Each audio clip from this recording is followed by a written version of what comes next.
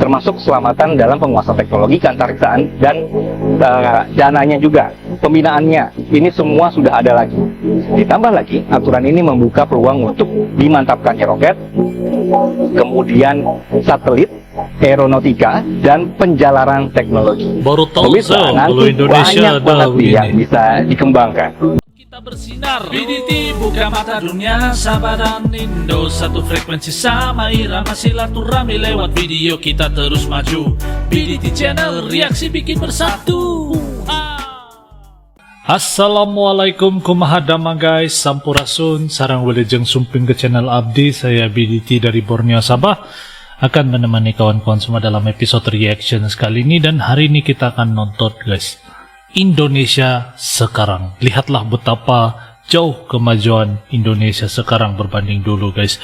Jadi kita akan nonton video ini. Ojo lali guys di subscribe channelku, jangan lupa klik like, komen, dan share. Dan saya doakan kawan-kawan semua yang menonton berada dalam keadaan yang sehat, dimurahkan rezeki, dipermudahkan juga segala urusan dunia dan akhirat. Amin ya rabbal alamin. Tanpa buang-buang waktu guys, mari sama-sama kita nonton isi kandungan video ini. Pastikan kawan-kawan nonton sampai tamat agar tidak terjadi sebarang salah paham guys. Let's go.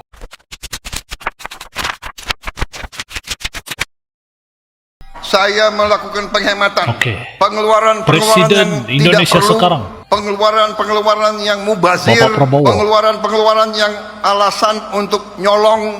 Saya ingin dihentikan, dibersihkan. Ada yang melawan saya. Ada yang melawan. dalam birokrasi merasa sudah kebal hukum, merasa sudah menjadi raja kecil. Saya mau menghemat uang itu untuk rakyat, untuk memberi makan untuk anak-anak rakyat. Gak usah keluar negeri, 5 tahun gak usah keluar negeri kalau perlu. Yang perlu keluar negeri, yang tugas belajar boleh, tugas untuk atas nama negara boleh. Jangan tugas yang dicari-cari untuk jalan-jalan. Kalau mau jalan-jalan pakai uang sendiri. Loh, Presiden Prabowo sering keluar negeri. Saya diundang, ya kan, sebagai kepala Indonesia, kepala negara, dalam konferensi-konferensi penting oleh negara-negara yang penting. Cukup seminar, cukup kajian cukup. Apa itu FGD? Apa itu? Forum Group Discussion. Berani ya. Mau diskusi apa lagi? Pemirsa, kalau di Amerika ada yang namanya NASA. NASA. Di Indonesia kita punya 8 Lembaga Antariksa dan Penerbangan Nasional, dibentuk tahun 1963. Dalam sejarahnya, Baru tahu saya. keantariksaan kita itu berjaya di dunia. Pernah pada saat posisi itu. Kali pertama satelit milik Indonesia diluncurkan di tahun 1976, satelit Palapa. Indonesia jadi negara pertama di Asia dan ketiga di dunia yang punya sistem komunikasi satelit domestik setelah Amerika dan juga Kanada. Sekarang bagaimana? Nah, ini dia yang mau kita bahas ya pemirsa. Dalam perkembangannya berat juga perjalanan keantariksaan kita. Biayanya gede banget. Oke, ini ada apa? Baik, kayaknya ada gangguan, gravitasinya hilang pemirsa, tapi nggak apa-apa, kita lanjutkan ya. Nah, jadi pemerintah itu ternyata punya rencana induk keantariksaan dengan rentang 2016 sampai 2040. Di antara target yang diimpikan kita adalah bisa bangun bandar antariksa sendiri, atau peluncuran wahana antariksa, mau itu pesawat luar angkasa, satelit, atau roket. Tulisan yang Anda lihat misalnya di sebelah saya ini pemirsa, ini adalah 2 lokasi yang disiapkan. Jadi satu di Biak dan satu lagi di Maluku Utara. Nah, kenapa kita melirik industri bandar antariksa? Ternyata sebagai negara yang berada di garis khatulistiwa, roket yang meluncur akan lebih hemat biaya karena daerah ekuator merupakan titik terdekat di bumi dengan orbit luar angkasa. Jadi wahana yang diluncurkan dari khatulistiwa bisa lebih cepat dan efisiensi dari segi biayanya. Saya akan coba ajak Anda juga untuk melihat beberapa satelit ya. Misalnya akan kita lihat di jendela sebelah kiri saya pemirsa. Nah, Presiden Jokowi diam-diam menyiapkan teknologi roket buatan Indonesia. Kebijakannya ada di Peraturan Pemerintah Nomor 7 Tahun 2023. Dengan aturan ini, Indonesia punya aturan soal penguasaan dan perlindungan teknologi keantariksaan. Terus, standar prosedur keamanannya, termasuk keselamatan dalam penguasaan teknologi keantariksaan dan dananya juga, pembinaannya. Ini semua sudah ada lagi.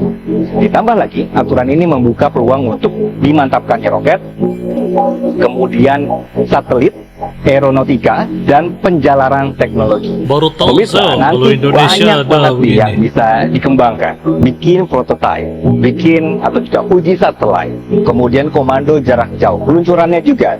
Jadi ilmu yang harus dikuasai nanti oleh kita adalah soal propulsi, kemudian juga aerostruktur, avionik, dan kendali terbang. Mudah-mudahan ini semua bisa terlaksana. Amin. Ya, tapi sepertinya ini gravitasinya sudah mulai kembali. Nah, saya juga sudah bisa berdiri lagi. Kita ketemu lagi di edisi selanjutnya, pemirsa. Sekian untuk Metropedia kali ini bersama saya Anggi Azibuan. Keren luar biasa. Jelajahi cara baru mendapatkan informasi. Download Metro TV Extend sekarang. Singapura yang dulu sangat merendahkan Indonesia, kini mulai melihatnya dari sudut pandang berbeda. Karena Indonesia sudah semakin maju dan tidak gampang lagi dibodoh-bodohi. Sementara itu, orang-orang Malaysia pun kini menganggap Indonesia sudah jauh berbeda. Jauh berbeda. Mulai dari ekonomi, politik, serta stabilitas keamanan. Ya, saya akui Jokowi antara pemimpin yang hebat, yang melakukan perubahan-perubahan, dan hari ini Indonesia melonjak jauh Indonesia melonjak jauh, guys. ke hadapan berbanding dengan Malaysia. pencapaian dalam negara Ya, kita. betul. Sejak dipimpin oleh Pak Jokowi, setiap ketemu dengan orang-orang asing dan mereka tahu saya atau Bang Jeffrey dalam hal ini adalah orang Indonesia, mereka antusias Pak sekarang memberikan pujian. Negara Anda sekarang sudah jadi negara besar. Ya. Dulu kami negara yang paling terkenal lawan rasuah. Sekarang negara yang paling terkenal rasuah, Malaysia. terkenal lawan rasuah diambil oleh Indonesia. Badan Pencegahan Rasuah Malaysia MACC di bawah siapa? Saya kata di bawah Perdana Menteri. Saya bertanya balas, di Indonesia KPK di bawah siapa? Dia kata KPK di Indonesia di bawah Tuhan. Oh, di bawah Tuhan. Artinya badan ini tidak takut kepada sesiapa.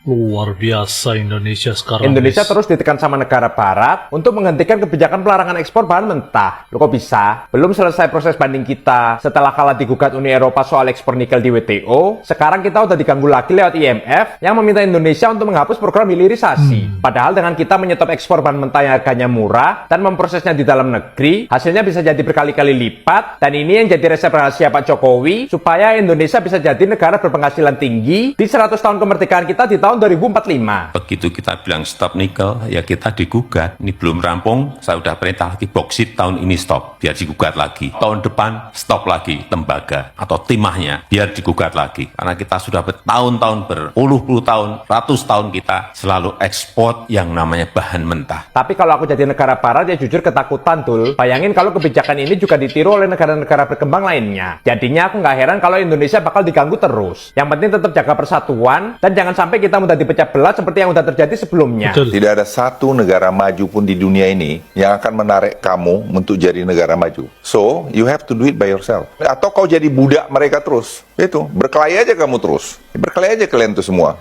Kalian, kita ini akan jadi budak mereka. Luar biasa guys, luar biasa Indonesia yang sekarang. Indonesia adalah sebuah negara yang besar guys. Bayangkan dari kebijaksanaan memberhentikan supply nikel bahan mentah kepada luar. Dari sana saja Indonesia sudah mulai ditakuti guys. Apalagi di bawah pemerintahan Bapak Prabowo sekarang yang lebih mengutamakan rakyat gitu. Itu lebih luar biasa. Dan saya baru tahu kalau Indonesia ada satelit sendiri guys. Dan ada rencana yang besar sampai 2045 gitu. Dan kita doakan yang terbaik untuk itu. Bayangkan betapa luar biasa pembangunan dan kemajuan yang ada di Indonesia. Dulu Indonesia, saya tahu kalau saya cakap ini pasti akan jadi satu macam komentar-komentar yang negatif lah, tapi saya mesti cakap juga. Dulu Indonesia sangat-sangat terkenal dengan rasuah. Tapi sekarang Indonesia terkenal dengan negara yang memerangi rasuah. Berbeda sama yang di Malaysia, terbalik. Dulu Malaysia sangat sama juga memerangi rasuah, tapi sekarang terkenal negara yang paling kuat rasuah. Ini bukan saya suka-suka cakap ataupun tidak berfakta, tapi kalian bisa Google sendiri guys. Malaysia duduki tempat keberapa rasuah dan Indonesia keberapa. Ini sangat-sangat jauh lah perbezaan Indonesia sekarang. Dan kemajuan daripada segi teknologi pula memang luar biasa. Ini semua nih karena kepimpinan yang luar biasa. Sekarang Malaysia baru mau balik kepada pengaturan yang mulai strategik gitu oleh Perdana Menteri Malaysia Anwar Ibrahim. Dan moga-moga Malaysia bisa tiru lah Indonesia gitu kan. Dan saya rasa ini saja video saya pada kali ini. Apa pendapat kawan-kawan, komen di ruangan komentar di bawah. Kalau ada kekurangan saya mohon maaf, dan sampai kita ketemu lagi di episode akan datang Good People. Terima kasih kerana nonton. Salam santun, damai dan salam silaturahmi. Assalamualaikum, salam Nusantara Good People. Yo teman-teman, ojo lali di subscribe yo channelku.